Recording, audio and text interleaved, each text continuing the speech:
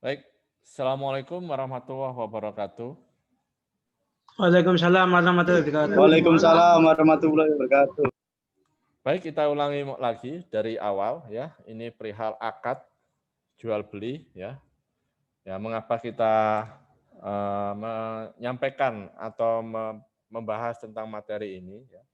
Karena akad ini ya, ini merupakan bentuk serah terima atau ijab kabul ya,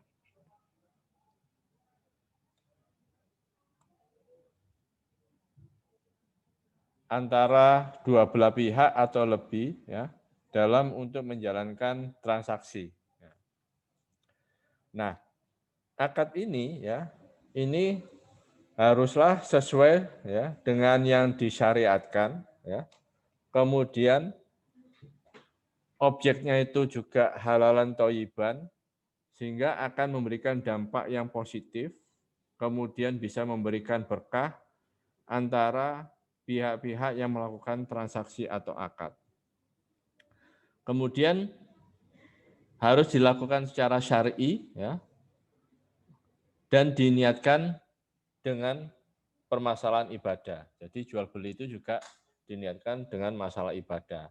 Jenengan dalam menjalankan bisnis itu juga niatkan dengan dasar ibadah. Artinya bisa memberikan manfaat bagi semua orang ya, sehingga nantinya bisa memberikan dampak yang lebih lama dan lebih luas.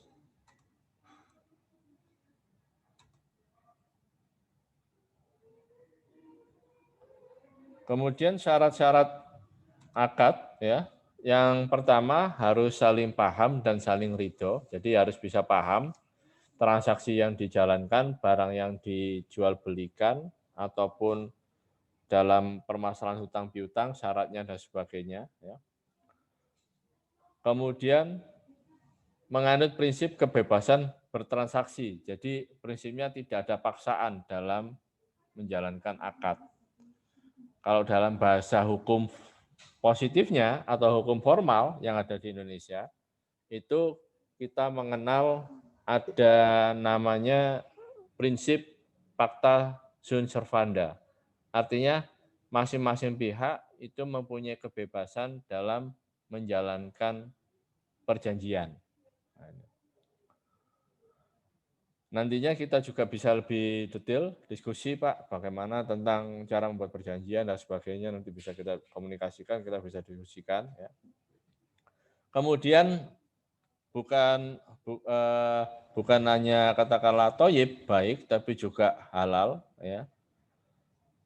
Yang penting di sini, kalau kita menganut syariah dan tidak terjebak pada permasalahan riba, jadi uang ini hanya sebagai satuan ukur nilai atau alat tukar, bukan sebagai komoditas. Jadi kalau jenengan menjalankan usaha, usahanya itu, Pak saya perlu tanah, perlu mesin, misalnya perlu kendaraan. Nah uang ini ya, ini hanya mengukur nilai berapa harga tanah, harga mesin, harga mobil, yang nantinya wujudnya itu transaksinya yang benar itu ya transaksi bisa mudoroba, kalau mudoroba itu jual beli, ya jual beli mobil, transaksi jual beli tanah, atau jual beli mesin dan sebagainya. Bukan transaksi untuk meminjamkan uang dengan kelebihannya. Yang berikutnya ya tidak mengandung unsur riba. Ya. Nah, insya Allah jenengan kalau ketemu Pak Nanang di mata kuliah yang lain bisa bahas tentang riba. Ya. Bagaimana? Ya. Ada yang sederhana sebenarnya. Riba itu nantinya kalau lebih detail itu adalah sesuatu hal yang lebih dalam proses transaksi. Nah, siapa yang bisa menjawab ini? Contohnya, saya kasih pertanyaan sederhana. Jenengan membeli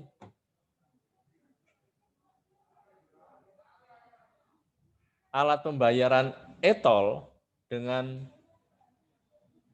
melalui Indomaret misalnya, atau melalui Alfamaret misalnya, atau melalui swalayan modern misalnya, senilai 50.000, kemudian jenengan membayar 52.500, ya.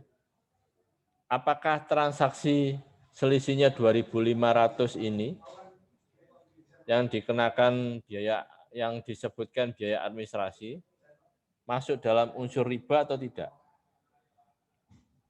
Tidak, Pak. Kenapa tidak? Karena 2.500-nya itu termasuk biaya admin, Pak.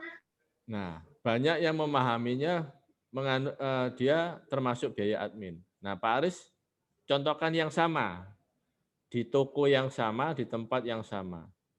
Membeli pulsa PLN senilai 50.000, kemudian membayarnya 52.500, ya, itu selisih 2.500, ya, meskipun dia disebut biaya administrasi, itu masuk dalam unsur riba atau tidak?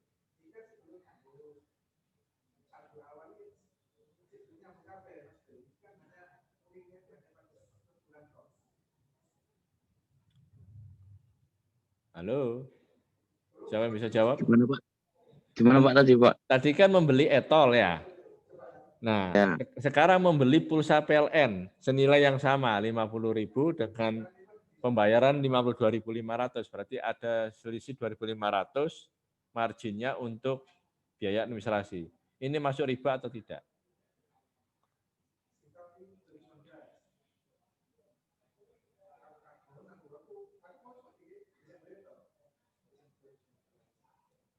Yang pertama ya dengan beli etol tadi jawab tidak. Yang kedua yang PLN ini jawabannya apa?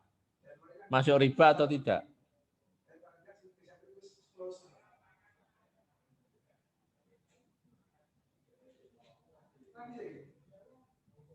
Tidak, Pak.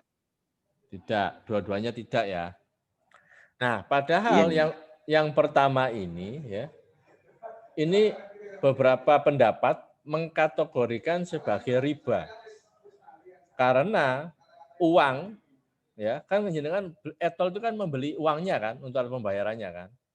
Komoditasnya kan uang kan. Jenengan 50.000 kan dapatnya 50.000. 50.000 kan digunakan untuk pembayaran etol sebagai alat tukar kan. Bukan hanya etol tapi juga bisa digunakan untuk pembayaran yang lain kan. Nah, 2.500-nya ini karena komoditasnya ini uang, kemudian ini dia dilebihkan, nah tidak adanya kesetaraan, nah ini yang masuk dalam unsur riba. Paham ya? Nah, sedangkan yang PLN ini kan pulsanya kan pembayaran jasa. Kan jenengan beli ibaratnya kan beli jasa PLN-nya kan, barang dan jasa kan, ya kan? Kalau boleh dibilang jasa ini bentuknya barang lah, jenengan bisa menikmati kan sebenarnya jasa kan itu. Tapi kalau dikategorikan bahasa barang juga boleh juga lah. Objeknya kan pelayanan kan begitu kan. Nah, ada lebihnya di sana ya, sama seperti pulsa lah kan gitu kan. Ada lebihnya di sana, maka ini tidak dikategorikan dalam bentuk riba. Karena komoditasnya itu bukan uang, melainkan barang atau jasa. Paham sampai di sini?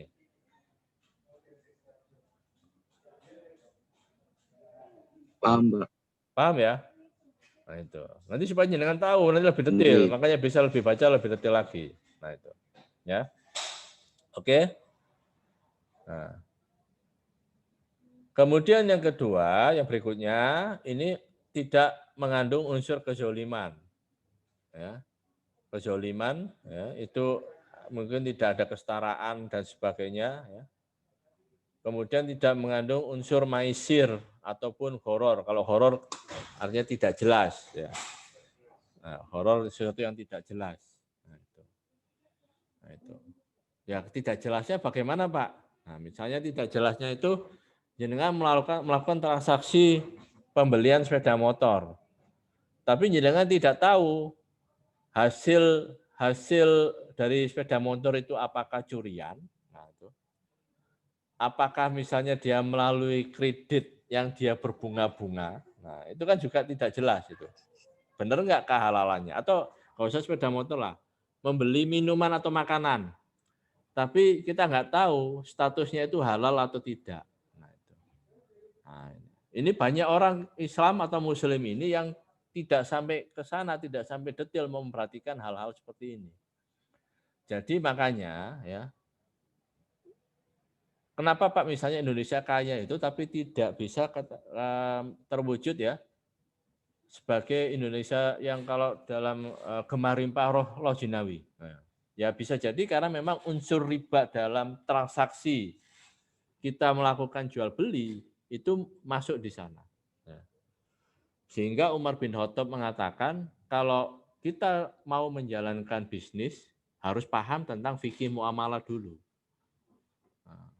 Kalau tidak paham maka akan terjerumus dengan permasalahan riba ini. Paham ya sampai sini ya? Halo, paham? Paham, Pak. Iya, Pak, Bang. Itu. Ya. Ini rata-rata ini ada di Gresik semua atau di luar Gresik?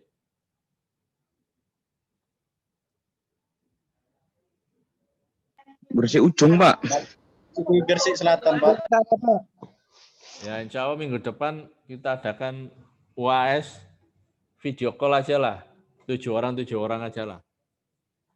Nanti kalau secara tertulis Pak Aris yakin jenengan langsung copy paste dari Google ya. Ya. Nah, makanya dibaca, dipahami, jangan hanya yang ada di slide saja. Bisa membaca buku-buku yang lain untuk lebih memahaminya. Yang berikutnya tidak mengandung unsur haram, ya. Tidak menganut prinsip nilai waktu dari uang, ya, atau time value of money. Jadi kalau time value of money ini itu biasanya kalau sederhananya saja penjualan atau pembelian secara kredit dengan pembelian secara tunai ini berbeda. Nah, ini mengandung unsur keharaman di sana. Nah, ini ada time value of money di situ. Jadi nilai uang sekarang dengan nilai uang masa akan datang itu akan berbeda. Nilai uang yang 4 tahun yang lalu dengan nilai sekarang itu berbeda. Atau nilai uang 3 tahun atau 2 tahun yang lalu dengan sekarang itu berbeda. Kok bisa berbeda Pak? Sederhana. Kalau dulu 2-3 tahun yang lalu kita membeli emas senilai 1 juta, itu bisa dapat 2 gram ya. Tapi sekarang hanya bisa dapat 1 gram. Nah, ini kan berbeda ya. Makanya kalau Pak Aris sederhanakan ya, kalau jenengan bisa mengelola duit itu sekarang, itu nilainya itu bisa berbeda akan di masa yang akan datang. Nah, makanya jenengan harus memulai bisnis itu dari sekarang, sehingga nanti bisa mendapatkan aset, kemudian nilainya itu akan berbeda jadinya. Nah. Kemudian tidak menggunakan standar ganda harga. Nah, ya.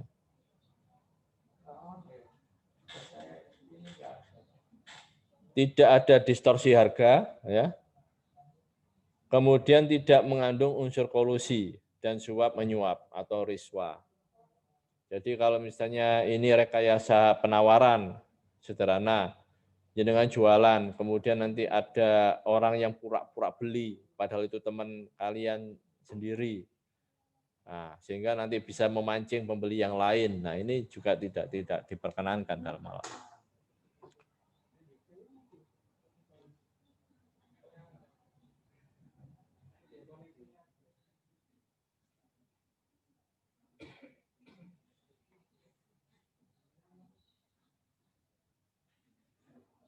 Cuma itunya Pak ya, Pak. Pembayarannya, akadnya doang kan Pak ya? Ya, yang diharumkan akadnya ya Pak ya? Ya, akadnya itu Oke. yang membedakan. Ya, paham tuh loh. Ya. Pinter-pinter. Iya Pak, paham Pak. Ya. Alhamdulillah. Oh, iyalah, bismillah. Benar nanti lulus kewirausahaan jenengan jadi Islamic entrepreneur kan begitu. Ya. Amin, amin. Ya. Jadi artinya ada pembedanya. Kuliah di mana? Unmu. jurusan apa? Kewirausahaan. Loh, apa bedanya dengan yang lain? Ciputra. Loh, Ciputra nggak paham tentang Islamik. Kalau saya paham. Gitu loh jawabnya. Ya, itu. Ciputra Nggih, tidak, Pak Lur, Pak. ya kan? Itu. Pembedanya di sana. Itu, ya. Itu.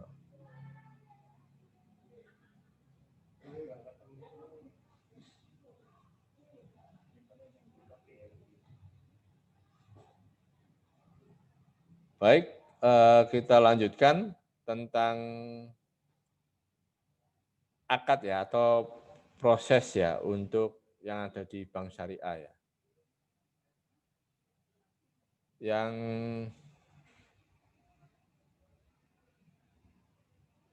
pertama ya, ini ada jenis titipan atau wadiah ya. Kemudian ada jenis bagi hasil ya. Ada jual beli, ada sewa, ada jasa-jasa, ada tukar menukar valuta, ada produk dan jasa lainnya. Nah, di sini ya, wadiah itu titipan ya. Titipan ini nantinya juga ada dua nantinya ya. Ada yang bisa dikelola oleh yang dititipin, ya. Ada yang tidak bisa dikelola. Ya. Kemudian ada namanya mudorobah. Mudorobah ini transaksi yang sebenarnya ini transaksi untuk bisa dalam hal untuk pembiayaan maupun dalam hal untuk penitipan. Kalau penitipan mudorobah ini cenderung bisa untuk dikelola ya oleh yang dititipi ya. Kemudian ditentukan nantinya juga berapa persentase bagi hasilnya hasil dari pengelolaannya. Kemudian ada jasa layanan ya, wakalah, hawalah, kafalah, dan rahan. Nah, mudorobah di sini ya, ini produk pembiayaan. Pembiayaan itu apa ya? Pembiayaan itu adalah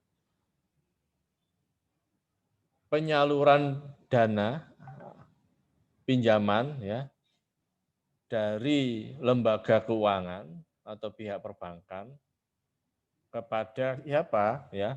Kepada pembinjam. Ya. Dalam hal ini disebut kreditur, Pak ya. Kreditur. Debitur, peminjam debitur. Ya, peminjam itu debitur. Kalau yang memberi pinjaman disebut kreditur. Kan gampang ingatnya ya. Kalau yang memberikan kredit itu kreditur. Kalau yang menerima itu debitur. Jadi kalau jenengan belajar akuntansi sama Pak Luki ya, kalau kita nerima duit kan di debit ya, makanya kita yang nerima duit itu disebut debitur. Bagi perbankan ya, itu yang memberikan kredit itu kreditur. Nah, mudharabah di sini ada dua, yaitu mutlaqah yang tidak bersyarat dan muqayyadah atau bersyarat. Jadi ada syarat-syarat yang ditentukan sebelumnya dalam perjanjian. Kemudian musyarakah, ini kerjasama dua pihak atau lebih. Apa bedanya mudharabah dan musyarakah? Ya. Kalau mudharabah ini biasanya, ya atau tidak biasanya, pengertiannya yang debitur atau yang menerima kredit itu tidak memiliki modal yang sepadan untuk ataupun tidak memiliki modal yang sepadan untuk dikerjasamakan. Biasanya seperti itu. Kalau musyarakah itu yang kerjasama, yang memberikan pinjaman sama yang mengelola usaha, ini dia memiliki modal, yang nilai modalnya itu juga sepadan, sehingga nantinya ataupun bisa jadi dalam pengertian filosofinya seperti ini. Musyarakah itu yang memberikan pinjaman itu ikut andil dalam hal menjalankan usaha. Nah, itu aja ya. Kalau mudharabah ini yang memberikan pinjaman tidak ikut andil aktif dalam menjalankan usaha. Itu aja pengertiannya, nanti yang bisa dipahami seperti itu. Ya. Kalau kita dalam hukum formil itu ada namanya bentuknya CV ya atau Commanditaire Verrekening ya. Itu ada komanditer aktif dan komanditer pasif. Kalau komanditer aktif itu ikut serta. Jadi artinya yang memberi modal ikut serta dalam menjalankan usaha. Kalau komanditer pasif ini tidak ikut serta ya dalam menjalankan usaha yang memberikan modal. Nah, itu. Oke, sampai di sini bisa dipahami.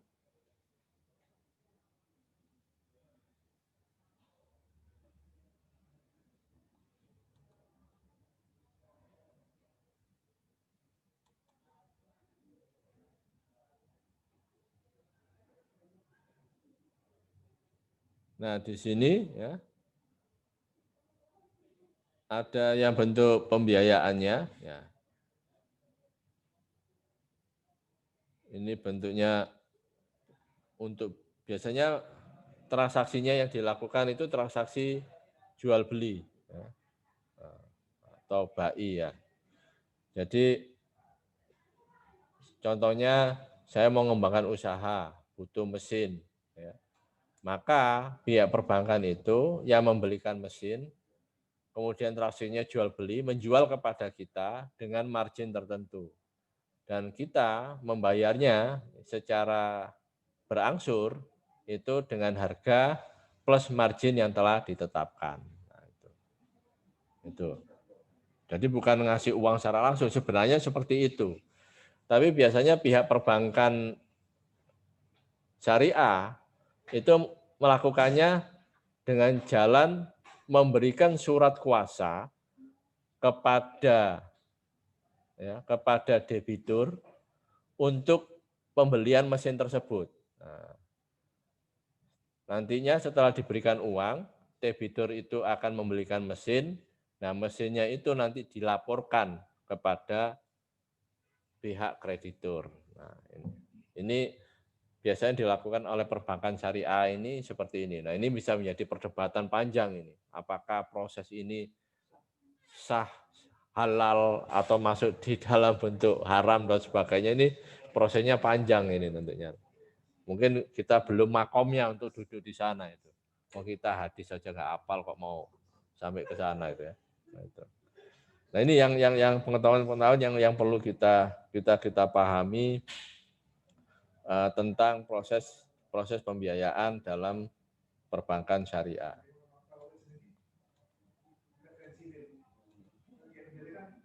Nah, di sini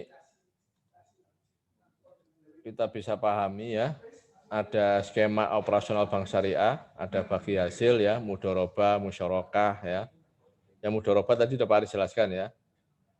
Kemudian ada yang pembiayaannya, ya, ada sumber dananya dan sebagainya. Ya. Nah, yang penting di sini jenengan bisa paham ya, meskipun masih menjadi perdebatan, tapi yang lebih baik tentunya kita meletakkan dana dan melakukan transaksi itu di perbankan syariah. Karena apa? Karena transaksinya dari awal itu sudah menganut atau memahami proses-proses syariah. Ya. Jadi misalnya akad untuk pinjaman itu sudah langsung akadnya mudharabah atau musyarakah ya, musyakarah atau musyarakah ya. Nah, itu. Jadi tidak ditetapkan bunga di awal. Jadi ini artinya beda transaksi di awal atau beda di akad di awal ini menentukan statusnya halal atau haram. Nah, itu. Nah, ini yang tentunya nanti bisa dengan pahami mengapa lebih baik ya kita untuk meletakkan atau melakukan proses transaksi dengan menggunakan pihak perbankan syariah. Sampai di sini yang ditanyakan.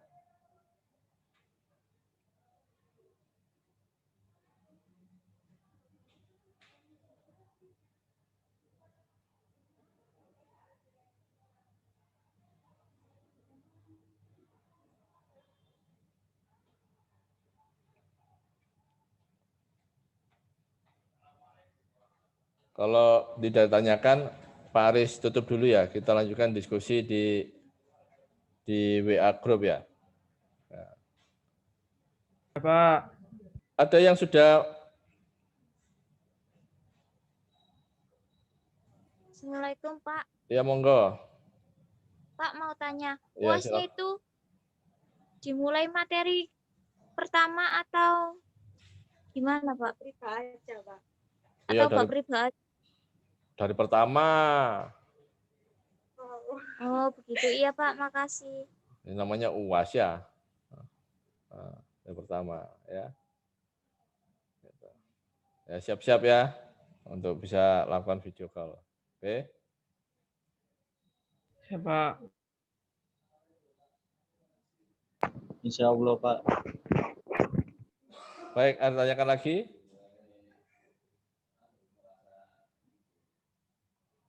Kalau ada tanyakan, Pak, saya mau tanya. monggo. Assalamualaikum warahmatullahi wabarakatuh. Waalaikumsalam. Waalaikumsalam warahmatullahi wabarakatuh.